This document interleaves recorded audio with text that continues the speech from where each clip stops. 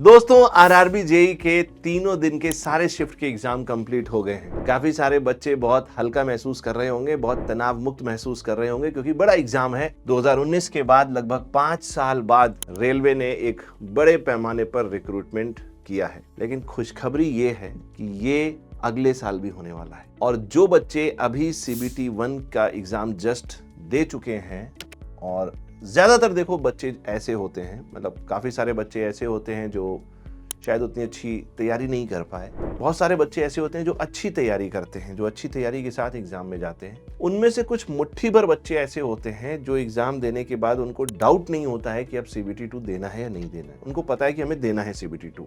But CBT 1 में काफी सारे बच्चे ऐसे होंगे जो शायद कट ऑफ के मार्जिन पर होंगे या उस लाइन पर खड़े होंगे जिसका एक कदम उनको सीबीटी 2 की तरफ ले जाएगा और एक कदम उनको फिर से दोबारा से इस एग्जाम को लिखना पड़ेगा। तो ये बहुत इंपॉर्टेंट है कि आप अपनी पढ़ाई की कंटिन्यूटी को बनाए रखिए। अभी आपको सीबीटी 2 में भी जीके जीएस फेस करना पड़ेगा। Basic of environment and pollution control, वो भी एनवायरनमेंट का एक बड़ा पार्ट है, वो भी आपको देखना पड़ेगा। 10 क्वेश्चन सीधे बनते हैं वहां से। तो कहीं पर भी आपकी कंटिन्यूटी में गैप नहीं होना चाहिए। डेल्टा एक्स की जो पावर है ना, उसको आप समझिए। अगर आप सोचिए कि आप अपने ग्राउंड फ्लोर से और टॉप फ्लोर पर सीधे जंप कर जाएंगे तो क्या ये पॉसिबल है? नहीं पॉसिबल है। हाँ, आप नीचे जरूर कूद सकते हैं, ऊपर नहीं जा सकते। ग्रेविटी सपोर्ट नहीं करेगी। तो ग्रेविटी के अगेंस्ट जाना है, अपनी किस्मत खुद बनाना है। कैसे बनाएंगे? स्टेयर्स का इस्तेमाल करना पड़ेगा। स्टेयर्स की मदद से आप किसी भी फ्लोर पर जा सकते हैं, एक एक फ्लोर करके चढ़ सकते हैं, एक एक स्टेयर करके चढ़ सकते हैं। तो वो जो स्टेयर है ना, वो डेल्टा एक्स है।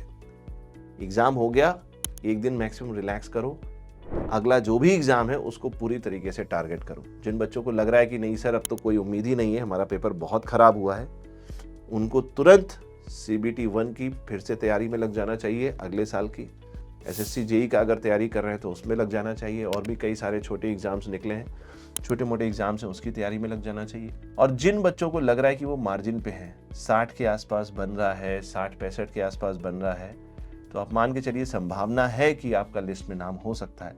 अच्छा, ये भी हो सकता है कि थोड़ा सा कट ऑफ हाई भी चला जाए, ये भी मैं आपको बता दूं। क्योंकि पेपर का जो लेवल था उसको देखकर ऐसा लगता है कि शायद बच्चों ने काफ़ी अच्छा परफॉर्म किया होगा, तो ये 70 के आसपास भी जा सकने की संभावना है। बट फिर भी अगर आपका 60-65 के बीच में है, 60 के प्लस जा रहा है ऑलमोस्ट, तो आप समझिए कि आपका स्कोर एक ऐसी डायरेक्शन में है कि शायद आप सीबीटी 2 में अपीयर होंगे। तो आपको बिल्कुल भी टाइम वेस्ट नहीं करना है और सीबीटी 2 की तैयारी स्टार्ट कर देनी है। तो दोस्तों, इसी के साथ कुछ और वीडियोस के साथ हम फिर से मिलेंगे। आज की इस सेशन में यहीं तक, मिलते हैं अगली क्लास में। Till then goodbye, take care, all the best, thank you so much.